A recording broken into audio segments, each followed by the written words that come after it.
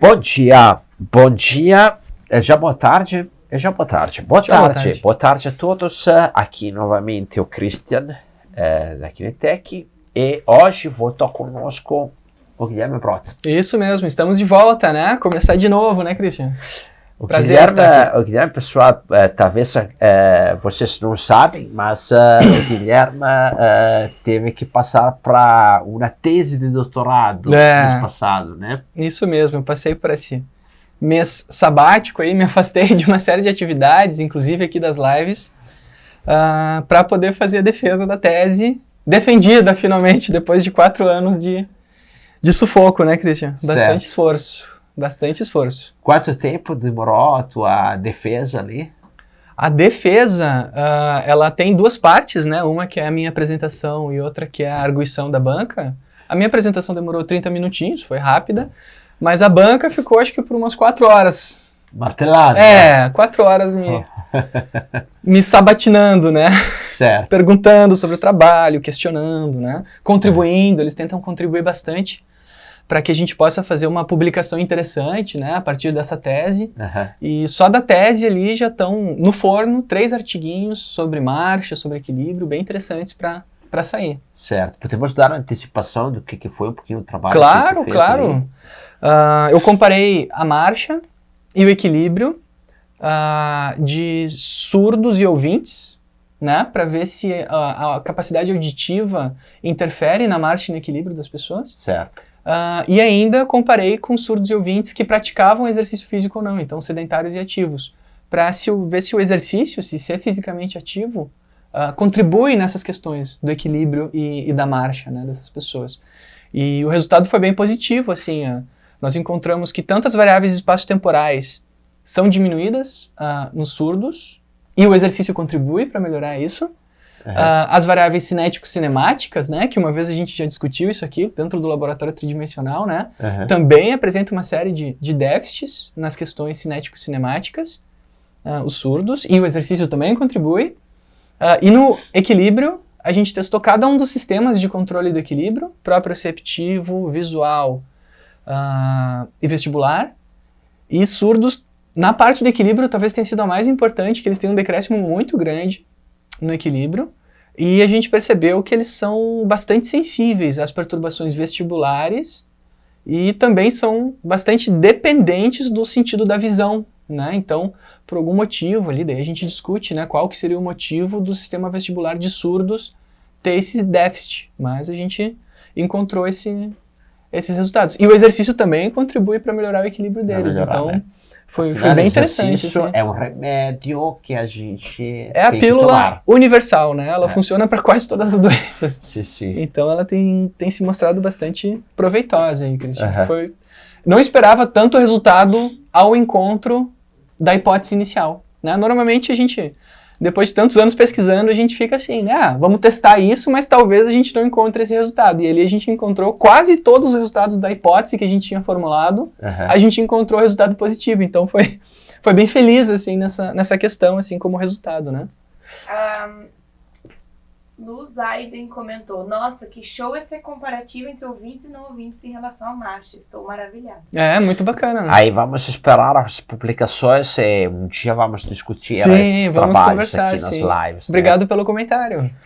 Então, porque o pessoal está entrando, eu vou só retomar a questão que as nossas lives estão publicadas no nosso canal YouTube, temos nosso fantástico podcast que está começando a ter também comentários. Eu sou grande fã de podcast, então recomendo o uso de podcast. Um cliente agora há pouco, eu falei, mas tu não está escutando nosso podcast? Não, eu falei, quanto tempo tu demora para ir para o trabalho? 20 minutos ir, 20 minutos voltar. Eu falei, aí tu escuta na live tranquilo ali. E aprende. Então, vai escutando as nossas lives ali no podcast. É isso aí. Agora, pessoal, estamos começando uma série de live um pouquinho diferente, com um formato que a gente espera possa ter um proveito interessante para vocês que nos acompanham. E como é que vai ser? Então, a gente vai trazer umas literaturas, tá? Que possa entregar para a gente aspectos de evidências de aproveitar em âmbito clínico, aproveitar diretamente. Então, hoje vai ser a primeira desta série nova de live e vamos falar de uns aspectos relativos à marcha, como os colocamos no nosso stories, vamos falar de algumas variáveis sobre o risco de queda, um pouquinho diferente do comum. E então a literatura que hoje estamos trazendo para vocês é Quantitative Gait Markers and Incident Fall Risk in Older Adults, que traduzindo, Guilherme, são os indicadores quantitativos da marcha e as chances de risco de quedas em idosos. Perfeito. Tá, temos algum comentário, né? Sim, aqui a gente já tem pergunta e comentário, é só avisar Uau. o pessoal que tá mandando pergunta, tá? Que a gente vai abrir um espaço para perguntas depois, só vamos dar uma desenvolvida um pouco no assunto. Aí tem um comentário, mas vocês já podem ir mandando as perguntas que eu vou ler de todo mundo aqui por ordem, fiquem tranquilos. E o Igor Magno aqui comentou, Opa. diga ao Gui que agradeço por esse cérebro dele existir. E aí, Igor, tudo bem, cara? Pô, obrigado. Esse aí foi meu aluno lá em Salvador. Assim? Gente finíssima esse cara aí. Sucesso pra ti, cara. Ok. Então, obrigado pelo comentário e vamos então entrar um pouco mais nesta literatura, tá? Guilherme, quem são os autores desta literatura? Então, esses autores são pesquisadores lá de Nova York. O autor principal é o Joey Verghese, da Albert Einstein College of Medicine. Então, é a Universidade de Medicina de Nova York, né? Conhecida como Albert Einstein, que fizeram esse estudo em 2009, tá? E publicaram na Journal of Gerontology, né? Que é um jornal bastante reconhecido na área da medicina e do envelhecimento, né? Que tentaram aí trazer esses aspectos relacionados às variáveis quantitativas da marcha. E por que fizeram esta pesquisa? Qual é o motivo que Então, eles entraram nesta é interessante quando médicos entram na área da avaliação do movimento humano. Eu acho muito bacana isso, essa transdisciplinaridade, quando médicos tentam entender questões sobre o movimento. O que eles perceberam? Que no hospital deles, as quedas em idosos eram o maior motivo de hospitalizações em idosos, né? No hospital deles, né? Ali na realidade deles. Passava questões como doenças crônicas, doenças degenerativas ou doenças metabólicas. Então, os idosos eles eram mais hospitalizados por terem caído do que por doenças relacionadas ao envelhecimento. Sim. Sobre este assunto aqui, acho que é importante abrir uma parêntese importantíssima. Primeira coisa, a gente estava falando desta live aqui, colocamos em um story, né? Que, por exemplo, 3 de nós aqui na Kinetec tivemos esta situação de encarar voz passando para quedas, alguns falecendo também depois, né? Então, é um assunto realmente da ter um cuidado, onde está começando a ter uma conscientização sempre maior. E vale a pena salientar um outro aspecto. Agora está tendo a onda de envelhecimento dos baby boomers. Então, 2018 foi o primeiro ano da história da humanidade, que teve mais pessoas acima de 65 anos que entre 0 e 5 anos. É verdade. A inversão da faixa da pirâmide etária. Ok, então agora estamos passando para uma mudança demográfica dramática que terá um impacto social incrível, tá? Não é somente mais dos países mais desenvolvidos, está começando a abranger também outros países. Então, daqui para frente, a onda de pessoas, digamos assim, idosas, vai ser mais que os jovens. Exatamente. E o assunto do risco de queda, sendo que a causa principal de hospitalização a nível mundial, é um assunto onde temos que ter um controle muito, muito forte. Exatamente. Tá? Então, falando disso, né, que conceitos eles trazeram dentro da literatura, Guilherme? Uma antecipação só. Hoje, como é que normalmente vem avaliado o risco de queda? Assim, via de regra, né, os profissionais que trabalham com idosos para tentar identificar o risco de queda nesses pacientes têm utilizado um parâmetro, né? O principal dele, né? Existem outros lugares que usam outros parâmetros, enfim, mas principalmente o tempo durante a execução do teste Time Up and Go, que é um teste que a gente já comentou aqui nas lives, inclusive tem uma live especificamente sobre o assunto, né? Sim. Que é um parâmetro bastante interessante para nos trazer questões como risco de queda, mas como todos os parâmetros, né, ele não é, digamos, 100%,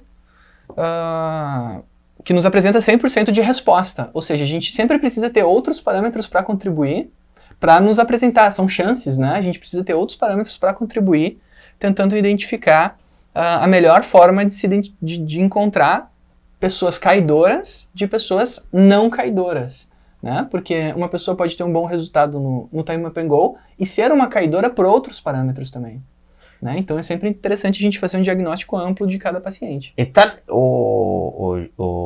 os autores aqui conseguiram encontrar essas variáveis de acrescentar, eventualmente, a questão do tempo do Time Up and Go? Sim, eles foram além, né? É interessante trazer a amostra deles. Sim. Foram 597 pacientes. Meu Deus. Né? Foram 597 pacientes acompanhados por 20 meses. Então, eles avaliaram esses caras todos, né, lá no hospital, e por 20 meses, ou seja, por mais de um ano, né, quase 2 anos, telefonando para eles para perguntar como é que foi o mês deles, como é que foi a rotina deles e se eles caíram nesse tempo. E quase 40% desses pacientes caíram. Meu Deus!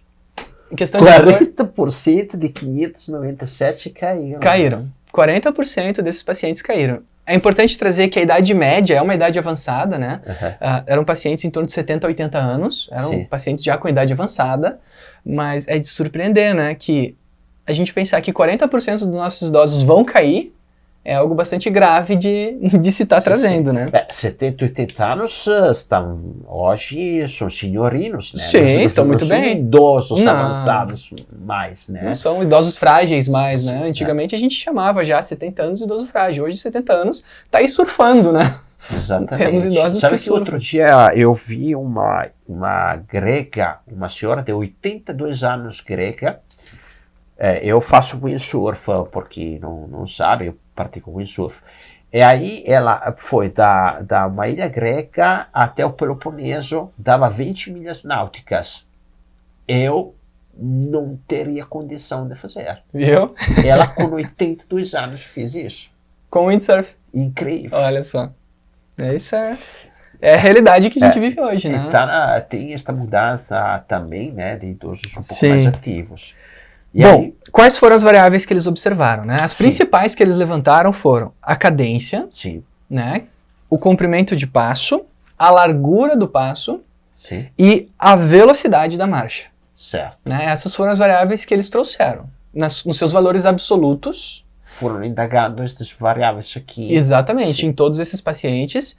E além dos seus valores absolutos, eles observaram também a variabilidade de cada uma dessas indicações, né? Dessas variáveis. A variabilidade, que é, na verdade, o desvio padrão, né? Aquele Certo. valor de mais ou menos que vem depois da média. Aham. Né? Fizemos uma live falando bastante de desvio Sim. padrão, então podem entrar na live sobre desvio padrão, porque é bem criterioso sobre a coisa, a gente trouxe ali alguns conceitos bacanas. Uhum. E aí, Guilherme, quando eles fizeram esta amostra gigantesca, que começaram a avaliar estas questões, né? Que tipo de aspectos, tipo chinês, anatômicos, também conferiram dentro? Então, dentro da área da ciência do movimento, que a gente indica assim, que cada uma dessas variáveis representa, né? O comprimento, a cadência, a largura do passo, eles estão muito relacionados a questões cinesiológicas e anatômicas, ou seja, a minha amplitude de movimento, a minha força, né? Por exemplo, o quanto eu consigo trazer de comprimento de passo depende muito de questões, por exemplo, do alongamento dos isquiotibiais e outros músculos, né? Tem relações muito próximas com isso. Lembrando que a cadência é, por exemplo, quantos passos eu consigo dar dentro de 1 minuto. A largura do passo é qual é a distância de uma perna e outra, né? A gente olhando assim de frente, no sentido lateral-lateral. A base. A base, o tamanho da base, perfeito. E a velocidade, basicamente medida hoje em centímetros por segundo ou metros por segundo, que é o tempo que a pessoa demora para percorrer uma determinada distância em um determinado tempo, né? Com o cronômetro a gente consegue, às vezes, medir vários desses aspectos de uma forma muito simples. Certo. Né? Já a variabilidade, ou seja, o desvio padrão, e também um pouco a cadência, né? Então, o desvio padrão de cada uma destas variáveis, da velocidade, do comprimento, da largura, e a cadência também entra aqui junto com a variabilidade, ela depende muito de questões neurológicas, né? Como assim? Bom, quando a gente fala em questões neurológicas relacionadas ao movimento, a gente está falando assim, a minha coordenação motora, o meu equilíbrio, a minha capacidade de controlar o meu movimento. A gente chama isso de controle. A consistência do teu controle motor. Exatamente. Acho que consistência é uma palavra muito boa, inclusive, para trazer isso, né? Sim. O quão inconsistente ou quão consistente é o meu movimento. Certo. Porque o que é o desvio padrão, né? É assim, ó. Se, por exemplo, eu tenho uma velocidade de 1 metro por segundo quando eu estou caminhando, uma velocidade ok, comum, né? 1 metro, 1,2 metros por segundo. Se eu tenho uma velocidade que ela oscila enquanto eu caminho, então, por exemplo, num percurso de 10 metros, eu percorro ora a 1 metro por segundo, ora a 1,2 metros por segundo, ora a 0,8, né, 80 centímetros por segundo, eu tenho uma variabilidade de marcha, né, muito grande. Ou seja, eu tenho uma marcha inconsistente. Ou seja, aqui o meu controle motor está afetado. Eu posso até ter questões morfológicas e anatômicas saudáveis, Sim. Uma boa força, né? Uma boa amplitude de movimento, uma boa flexibilidade. No entanto, o meu controle, essa questão cortical, né, de controle motor, está com algum tipo de déficit que precisa ser investigado. Né? E a variabilidade é muito boa. Não cria aquela ciclicidade que depois cria um proveito energético. Exatamente. O pessoal do esporte está muito acostumado com isso na questão de uma técnica desportiva, né? Quando eu faço o movimento sempre igual e acerto ele sempre, né? Sim. Então é uma questão de aprendizagem motora também. Certo. Né? Uma aprendizagem motora que está sendo trazida agora para a realidade da marcha, que é um gesto que todos nós sabemos, deveríamos, a grande maioria de nós faz rotineiramente, né?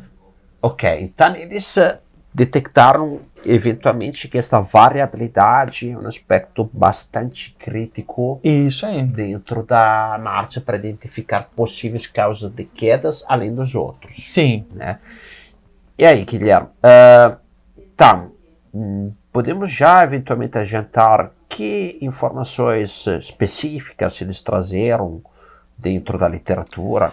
Eu acho que assim, uma coisa que vira, né, que é assim uma disrupção nos conceitos da área do movimento, é que a cada 10 centímetros, tá, mais devagar que eu ando, 10 centímetros por segundo, né, lembrando que é uma medida que a gente faz de distância por tempo.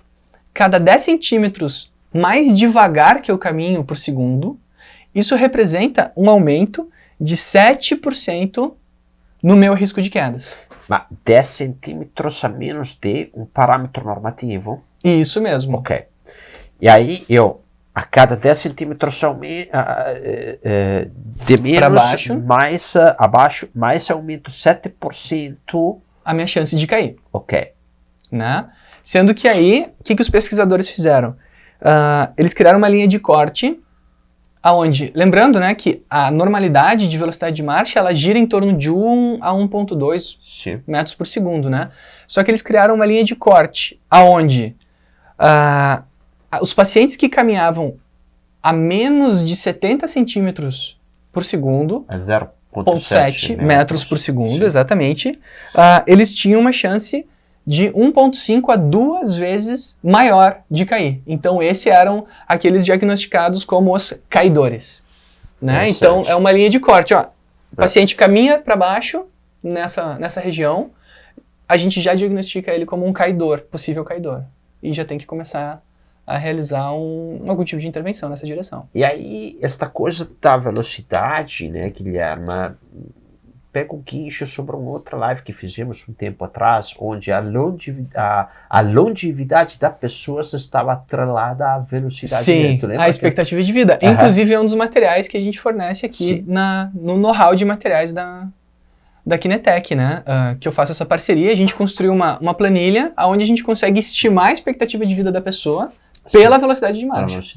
Então, é um dos materiais que a gente disponibiliza também. Gente, vocês querem abrir um momentinho para perguntas? Estão vindo várias? Vamos lá. Quer colocar alguma pergunta aqui? Voando o tempo aqui, já está quase no fim. Começo aqui do Anselmo. Vamos lá, Anselmo. Deixa eu achar aqui. Que o Anselmo perguntou se tem um estudo. Existe alguma pesquisa em nível mundial que demonstra a melhoria da marcha em pessoas com doença de Parkinson? Eu vi algo como caminhada nórdica. Ok. Fizemos uma live, não sei se tu chegou a ver, Anselmo, pouco tempo atrás com a LR em Passos. Eles estão começando a fazer algumas publicações sobre caminhada nórdica em pacientes com Parkinson e também farão com outros pacientes, outros tipos de patologias sempre neurológicas, onde eles têm uma comprovação bem interessante aí, tá? Então, se tu quer dar uma olhada naquela live ali, depois, eventualmente, podemos também colocar o contato para ti da LREM para tu discutir diretamente com ela, que é muito interessante. Isso aí. Agora, eu vou lendo na ordem aqui, tá? O Anselmo tem mais uma fala aqui, mas eu vou lendo na ordem dos comentários. Sim. Aqui a doutora Carolina Santini comentou: Gui, mesmo que tu não queira, tu é uma inspiração. Christian, foi um prazer te conhecer, a live está excelente. Aí, opa, deixa eu achar aqui nossa parceira lá no Congresso de Marte. Essa mesmo, Carol Santini. Pediram também a referência, né? Pode passar essa referência do estudo. Certo. Claro, a Dani tem um modelinho dela ali, como ela vai passar as referências para vocês, né, Dani? Aqui, adaptar e órteses. Como foi medida a consistência da marcha? Okay. Essa a variabilidade. Isso aí. Né? Ok. Então, acho que aí a gente entra num ponto muito importante, né? Sim. Por quê? Porque nós conseguimos medir cadência, comprimento do passo, tamanho da fase de balanço. Todos esses parâmetros a gente consegue medir com uma câmera e um relógio. Ponto. É simples de medir. É trabalhoso. Trabalhoso pra caramba. Demora, assim, acho que quase meia hora por paciente pra gente poder fazer essa medida manualmente. Né? Ou mais. Dependendo. O que a gente recomenda? No entanto, né, com uma câmera e um relógio a gente não consegue medir a consistência. Não tem como. Né? A consistência, que é a variabilidade, ou seja, o desvio padrão desta medida para aquele paciente, nós não temos como medir com uma câmera e um relógio. Não tem como, porque, enfim, é uma limitação. Sim. E aí, nisso, entra a questão de métodos, de tecnologias mais avançadas hoje, que medem em tempo real a cadência, a frequência e a velocidade. Eles gravam quanto ele faz durante todo o percurso de cada uma dessas variáveis e vê o quanto ela varia durante a execução da tarefa. E aí a gente tem uma série de exemplos, né? Acelerômetros. Nosso G-Walk faz este tipo de trabalho de forma muito prática, 2 cliques, coleta, relatório, e tu vai ter o desvio padrão de todas as variáveis, inclusive da aceleração, que é um aspecto que estamos, né, trazendo, que vai trazer uma visão diferenciada sobre a análise de marcha.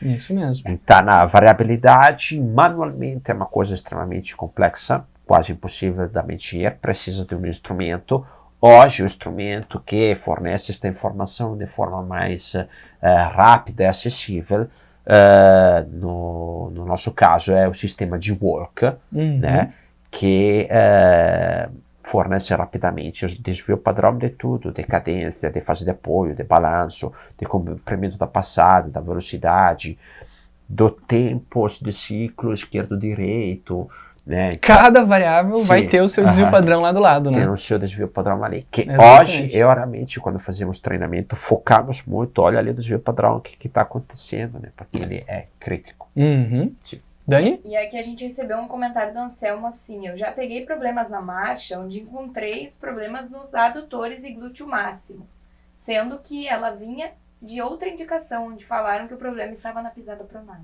Olha aí, então são questões que a gente sempre tem que discutir de forma multidisciplinar, perfeito, Certo. né? Às vezes são questões de força, de morfologia, às vezes são questões de passada, né? A gente vai discutir mais pra frente as passadas também, falar um pouquinho de pé, né, Christian? Sim.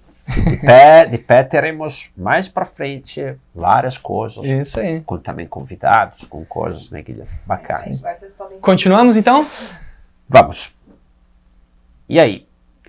Então, chegamos à questão que eles chegaram a esta conclusão, né? Isso aí. Abaixo de 70 centímetros segundos, a percentual, não, o risco de queda aumenta 50%, 1,5 vezes. Perfeito. Isso aí. Tá. Junto com essa variável, eu acho que é importante trazer também, essa foi a variável que eles encontraram com a maior chance, né? 50% de chance de cair a pessoa tem se caminhar menor que essa velocidade. Sim. No entanto, uma medida que é quase impossível, essa sim, ó, só com acelerômetro para ter, ou um laboratório tridimensional, é a variabilidade da fase de balanço. Sim. Ou seja, é o quanto a pessoa varia o tempo que ela fica com a perna suspensa no ar. Né? Lembrando que a fase de contato é enquanto eu estou em contato com o solo, e eu tenho um tempo que minha perna fica em balanço até encostar novamente sobre o solo. O tempo, que a gente chama tempo de fase de balanço, o quanto ela varia numa pessoa, esse nós temos aqui 40% de chance. Ou seja, se uma pessoa apresenta uma variabilidade maior do que 1,5, né? Assim? Ele apresenta 40% mais chances de cair também pela questão da variabilidade da fase de balanço, que é bem específica. Isso é interessante. Eu normalmente olho muito a fase de apoio, o desvio padrão da fase de apoio, na verdade, o balanço. Eles e aí encontraram. tu me pegou aqui, porque acima de 1,5 eu fiquei surpreso. Sim. Então são medidas que são, assim, são muito pequenas, né? A gente, o nosso olho não enxerga, não percebe isso. Ou seja, esse ciclo demorou 1 segundo a mais para acontecer, ou melhor, 0,5% segundos a mais para acontecer, ou 0,5 segundos menos para acontecer. São muito minuciosas, né? Sim. E se nós não temos uma tecnologia para nos conferir esse tipo de informação, realmente fica muito complicado. É difícil. Então, você pensa, eu tenho uma pessoa já que ela caminha a menos de 70 centímetros por segundo. Eu já sei que ela, nos próximos 2 anos, ela vai ter 50% de chance de cair. E ainda, aí eu vou olhar o balanço, né? Bom, vamos dizer que ela teve a sorte de não cair por questão da velocidade dela. Agora, se ela tiver também... É como se eu jogasse 2 vezes a moeda, né? Eu joguei a moeda, tem 50% de chance de eu cair nos próximos 2 anos. Deu, cara, ganhei, não caí nos próximos 2 anos. Se eu tenho meu balanço com uma grande variabilidade, eu vou ter que jogar a moeda de novo, eu não estou livre ainda da situação. Né? Eu gosto de brincar que quando a gente fala de estudos epidemiológicos, a gente fala da nossa chance de jogar moeda. Eu vou jogar a moeda e agora eu tenho 40% de chance dela cair coroa e eu cair. Né? Então eu vou jogar 2 vezes a moeda. Por isso que é interessante, porque aqui, diferente, por exemplo, do teste Time and Go tradicional, né, não avaliado com tecnologias também, a gente tem só uma medida, né? O tempo. Aqui a gente vai ter 1, 2, 3 medidas, porque aí entra também a variabilidade do comprimento de passo, que daí as chances começam a diminuir a 15%, mas cada uma dessas vão ser uma bandeirinha vermelha para dizer, este paciente é um possível caidor. Nós precisamos intervir na consistência da marcha deste paciente. E aí entra um trabalho de fisioterapia muito importante, que é o treinamento de marcha e de consistência de marcha, né? Feito em esteira, feito com persistência, com desafio, né? Sim, Aí sim. os fisioterapeutas entendem melhor do que eu Aí como ali que se tem faz. que ver se um trabalho talvez mais também sobre equilíbrio, eventualmente, Exatamente, né? Para a parte propulsiva, mas também, né? Sim. Isso aí. Ok. Então, como podemos aplicar, então, Guilherme, todas estas fantásticas variáveis que eles trazeram com cortes bem definidos para a gente ter uma ideia clara se a pessoa é uma caidora ou menos? Primeiro ponto é avaliar. Esse é o primeiro ponto. Eu acho que o primeiro passo que a gente tem que dar, Christian, é começar a avaliar mais. Sabe? Falta avaliação hoje na rotina clínica de quase todos os profissionais que trabalham com o movimento. Né? Instrumentada ou de qualquer forma de qualquer quantificada? Forma, quantificada. Sim, Né? Eu acho que a gente se prende muito no olho. Sim. Eu super valorizo a experiência clínica, o empirismo, sabe? A experiência dos profissionais. Eu valorizo isso muito. Só que como é que a gente vai fazer isso? Por exemplo, o nosso ouvinte ele trouxe assim, eu tive um caso que veio de um lugar e foi para o outro. Como é que eu vou poder comparar os resultados de diferentes profissionais se eu não tenho um número para me dar o progresso desse paciente? Certo. Então, a primeira coisa que nós temos como profissionais do movimento, e eu gosto de trazer essa expressão porque aqui a gente inclui todos os profissionais da saúde que trabalham com movimento, desde da parte que mexe com os pacientes de maior risco, né, a parte da medicina, enfermagem, passando pelos fisioterapeutas, educadores físicos, terapeuta ocupacional, né, toda essa gama de profissionais que trabalha com o movimento humano. Nós temos que avaliar mais, né? Segundo passo, avaliar de forma quantitativa com a maior precisão possível. Certo. Né? Trazer aqui elementos da tecnologia biomecânica. Hoje a gente fala muito da biomecânica instrumental. Né? Eu brinco, né? Eu chamo da biomecânica hardcore, né? Onde a gente mexe com muitos números, né? Porque assusta quando a gente vê a primeira vez um laudo do G-Walk, por exemplo. Eu acho que o Christian deve ter essa experiência. Sim. Que eu, por exemplo, me assustei a primeira vez que eu vi um... Tem a cara de laudo. Sabe? A cara de laudo. A cara de laudo, aquilo ali, né? Você olha assim, bacana. Né? Assusta, porque são muitos números, né? Sim. E a gente começar a dar significado para cada um desses números, como? Aí vem a questão do estudo, né? Estudar quais são os mecanismos inerentes à marcha, quais são os grupos musculares, acho que o ouvinte ali está muito por dentro, né? Quais são os grupos musculares que vão contribuir com cada fase. E mais, quando é uma questão morfológica, quando é uma questão coordenativa, eu acho que a gente está indo nessa direção para a prática baseada em evidência. Certo. Mas tudo isso começa avaliando, Christian. Acho que esse é o mais importante. Uma dúvida minha, Guilherme. Claro. Aqui, né? Então, a variabilidade talvez está mais em questão neurocortical, de resposta de controle, né? Sim. E o comprimento da passada, a velocidade, eventualmente, elas são um pouco mais morfológicas, com aspectos? São. Infelizmente, assim, essa é uma linha de estudo que a gente está tentando desenvolver lá em Caxias também, que assim, infelizmente a gente não tem assim, um estudo que diga assim, pacientes com questões morfológicas estão agrupados aqui, pacientes com questões fisiológicas, né, corticais estão aqui. Também porque pode ser um mix às vezes. Pode ser um mix, é muito difícil de separar. Sim. Mas a nossa experiência tem apresentado isso, né, que a variabilidade ela tem relação com o controle. Sim. E as medidas brutas, né, têm mais relações com questões morfológicas. Sendo que a cadência e a velocidade, elas entram também um pouquinho nessa questão neural. Sim. Né? Já comprimento, aquelas medidas de tamanho, elas vão entrar aí, basicamente questões morfológicas. Né? Força... O equilíbrio, o próprio equilíbrio, amplitude, tudo isso. Ok. Então, como podemos aplicar, tu disse, medindo, acompanhando melhor, né? Isso mesmo. E isso, o que implicaria? Que tipo de mudança na atuação teria a gente ter um controle maior dessas variáveis? Olha, a primeira implicação seria essas hospitalizações diminuírem, né? Eu acho que a gente fecha o ciclo da nossa live, né, Christian? Sim, Se eu sei quais são os caidores, sim, eu vou poder intervir nesses caidores sim. e eu vou poder diminuir o risco de quedas, diminuindo o gasto com saúde, diminuindo as complicações pós-queda, porque eu acho que nesses públicos de alto risco, a questão não é só a queda, né? É o problema de estar hospitalizado, imobilizado, num ambiente muito propenso a mais complicações, né? E todas as complicações que vêm após essa hospitalização por causa da queda. Então, acho que a gente consegue aí construir um ciclo, né? A gente avalia para identificar os caidores e a partir do diagnóstico dos caidores, eu vou, né, um tiro de sniper, eu vou poder, naquele paciente, intervir para diminuir as chances dele. Tu acha que aí entra como prevenção, né? Sim. Esse tipo de avaliação poderia ser muito preventiva. Sim. Então, vamos supor assim, que idade deveríamos começar a monitorar com assim, controle constante estas variáveis? Que idade Olha seria só, legal?